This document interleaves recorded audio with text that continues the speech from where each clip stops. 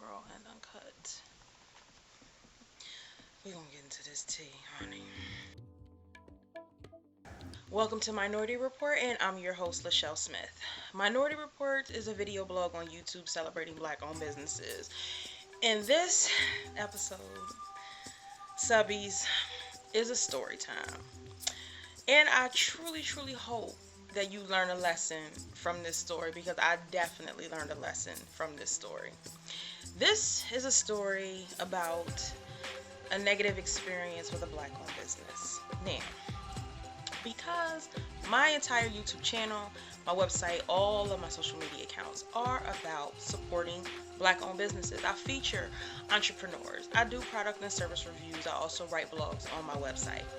And I'm in a lot of different groups, specifically on Facebook and Google+. And a lot of the commentary that I get is about poor customer service. So what are we supposed to do when we get poor customer service? Baby, let me tell you a story about poor customer service. And what made me sit down and start telling this story was because earlier today I told this story to a good girlfriend of mine, and it made me think, you know what, I need to share this with my subbies. So let me tell you what had happened was I decided that I was going to do a catalog of Black-owned businesses. I called it the Ultimate Black Love Gift Guide, and I'm using the hashtag BlackLove365 to celebrate Black love all year round. So I have reached out to a lot of Black-owned businesses, and many of them were so receptive and wanted to participate. It's a catalog that is not seasonal. I started marketing it in February, launched it on Valentine's Day, but it is something that you can use all year round. So it's not just for Christmas or Mother's Day. And Black love is something that we need, because right now what I'm noticing in society is that they want to call us racist simply because we are loving ourselves, because we decided that Black girls are magical and we decided that Black lives matter. It's not something that we just started feeling. We felt this way, but now we're voicing it. So that's why I decided to come up with the Ultimate Black Love Gift Guide. So, as a busy entrepreneur, mother, community activist, I'm also a chaplain. I pray for folk. I decided to delegate some of my assignments for creating the Black Love Gift Guide. So I started reaching out to people in my local community to help, and I reached out to a graphic designer to design the catalog. Let me give y'all a timeline, okay? I reached out to this graphic designer on a Thursday, okay? I told him exactly what I wanted. I was very, very specific, okay? And I'm a firm believer in acting in nothing less than a spirit of excellence. So I told the designer what my goal was, what my vision was, and what my timeline was. And time is money. And when you mess with my time and you mess with my money, you gonna feel my wrath. Okay? Now, I know when y'all watch some of my other videos, I be on my Oprah, but right now, you finna get a whole lot of Aretha and a little bit of Patty. Because as much as I am a God-fearing woman, I ain't all the way there yet, so y'all keep me prayed up. I still have hood tendencies and ghetto undertones. And this situation made all of that come completely to the surface, boo. So let me start this story again. Timeline. Reached out to this graphic designer on a Thursday. Said that I needed some cover work, some cover art, okay? Because at first I was really going to try to do this by myself. Yeah, I was being crazy. So the graphic designer, as we are communicating via Facebook Messenger, I told her what I wanted, and literally, like within less than a minute, it was probably less than that, she sent me the artwork. So my first instinct was, you ain't put no love into this. You ain't spend no time on this. This is probably just a template. Okay? And you threw Minority Report's name on it, and you just threw it together. Like, I didn't like that at all. So my first instinct should have really told me to tread lightly with this individual, but I didn't. All in the spirit of black love, y'all. So then, okay, I asked her how much was the cover art. She said, she gave me the price, and me being the person that I am, I dipped clean into PayPal and paid right then and there, okay? I told her I would give her a couple days and I would let her know if I wanted her to go ahead and just do the catalog.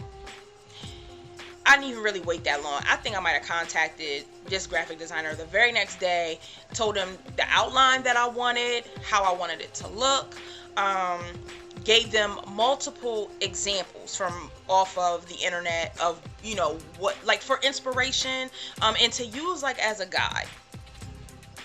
Timeline. Thursday, I needed it a week later. So I needed it 7 days later. Okay. So from Thursday to Thursday, I needed it 7 days later. Thursday, I wanted a rough draft. And then I wanted to return edits on Saturday.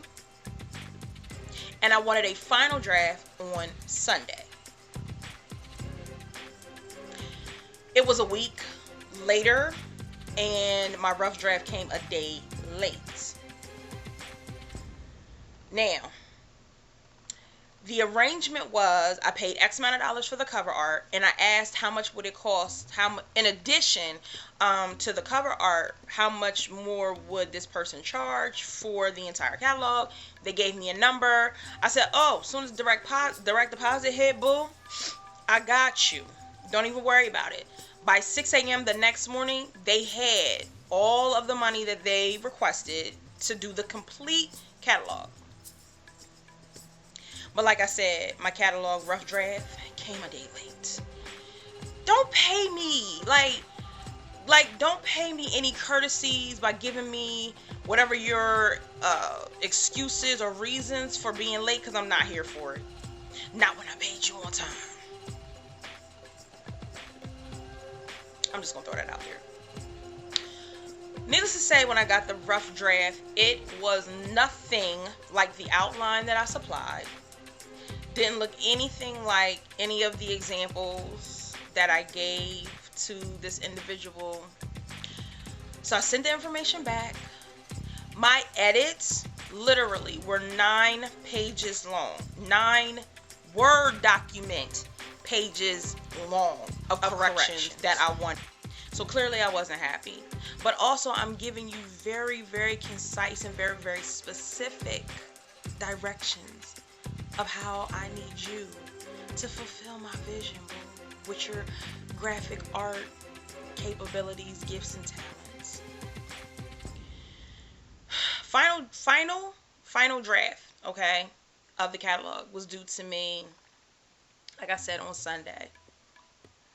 Sunday, all day long, I waited on tiptoe anticipation for what I believed in my heart was going to be one of the greatest catalogs full of nothing but products and services from Black-owned businesses. Because this thing's not about me. It's about the businesses that I vow to represent and put in a good light, and support them and plead with my community and other people who are thousands of shades of brown that look like me to support them as well. So needless to say, I did not get the final draft on Sunday, but I did get it the following day on Monday. So not only was my rough draft late, my final draft was also late.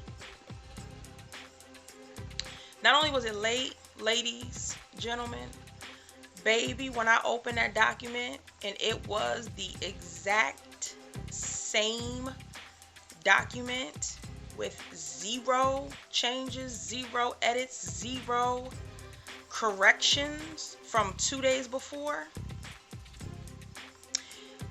This is where I'm asking and pleading and begging you to learn from my mistakes. I took to Facebook to announce my frustration and the level of positivity that I was on with this black owned business that did not operate in a spirit of excellence.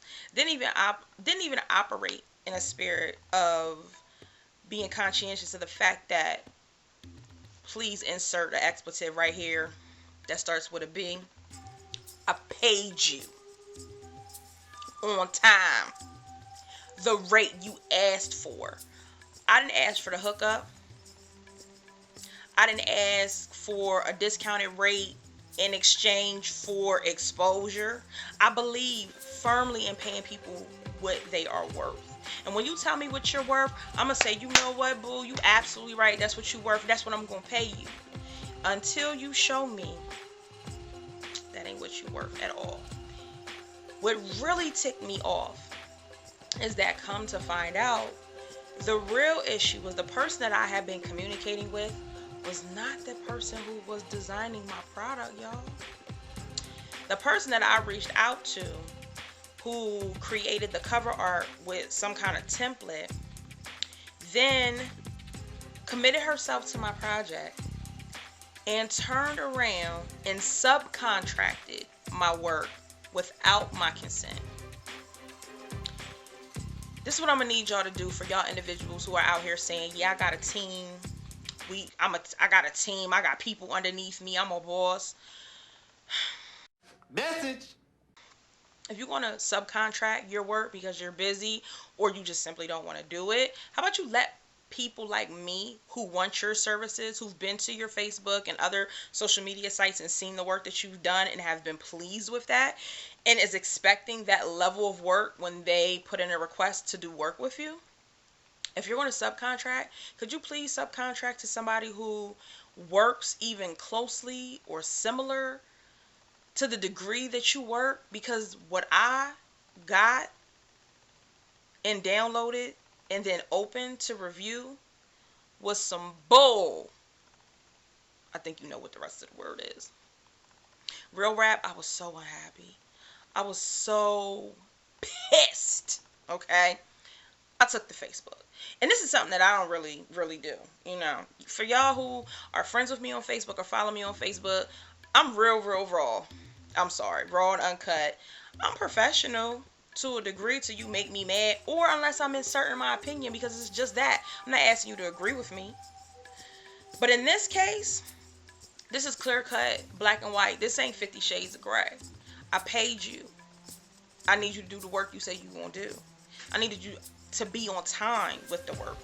And I'm on a deadline myself. I set a certain date that I wanted to release this product, and you putting me behind. So needless to say, not only did I take to Facebook and voice my complaint, I had to sit down and do the whole project myself. If that's what I wanted to do, I would have never hired you to begin with. See, this is the stuff that I'm talking about. I can do a lot of things. I can edit. I can do graphic artwork. I don't want to do that. I want to do this. See this? I want to talk to you. I want to talk to my people. I want you to engage me. And let's talk about these black-owned businesses. And let's talk about, hiring one another. Let's talk about creating generational wealth. I talk. This is what I do. I'm a journalist. This is what I do. Graphic art, I can do it. I have many gifts and talents. I don't want to do it. That's why I delegate. Okay? That ain't even the end, y'all. Wait. I'm gonna need y'all to clutch y'all pearls for this. I finally did get my money back because I went on Facebook and let this individual have it. You hear me? Red. Drag, boo. That's how I handled it. The lesson, please don't do that. Please don't do it. That was so uncouth of me, okay? Of me. How the individual treated my business was very tactless, but how I responded was not classy. It really wasn't. I was angry, and I had every right to be angry. But when we are dealing with our people, I think there needs to be a level of chill. for lack of a better word. Like, chill. Now, mind you, if you can't tell after 7 minutes of this here video that I go in on anybody, especially if you out of pocket. But everything don't need to be on social media. I did get my money back, but this huzzy, let me tell you, gonna send me an online check that didn't even clear for 3 days. Now I'm paying you with PayPal. You getting your money on time, boo. You can't refund me my money on time. You know I got an attitude. That ain't the best part. That ain't the best part. Hold up. Going back to, we got teams. Everybody out here got a team. Let me tell you about teamwork and how teamwork's supposed to make the dream work. And if you got a team, let me tell you and your team something. Don't come for me unless I send for you. Period. So when we get to talking about people out here having teams, you feeling good about yourself because you got peons running around behind you, whatever, however you make yourself feel good. This team member, who I did not know at first was a team anything. I didn't know they were affiliated. I didn't know the team member and the graphic arts designer were connected in any way. I didn't know that. Because I don't be following people like that. Like, I ain't checking for y'all. Anyhow, so I got another Facebook message from somebody. And as a side note, please take note when I'm telling you this part of the story. That this individual is a blood relative of mine. And he proceeds to ask me if I remembered a conversation that he and I had about me being a guest on his radio program. And I admitted that no, I barely remember the conversation. It was like 3 months ago. He mentioned it to me. He asked me if I would be interested. I remember that part. I remember saying, sure. You hear how I said that? Sure. I say that to everybody. Now, if you follow up with me and we commit to a date and a time and a place, that I remember. But being vague, you ain't telling me what the show's about.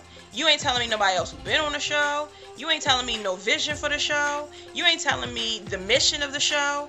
You ain't telling me who your target audience is for the show. I'm a business woman, and I need you to specificate with me when you want to work with me, honey.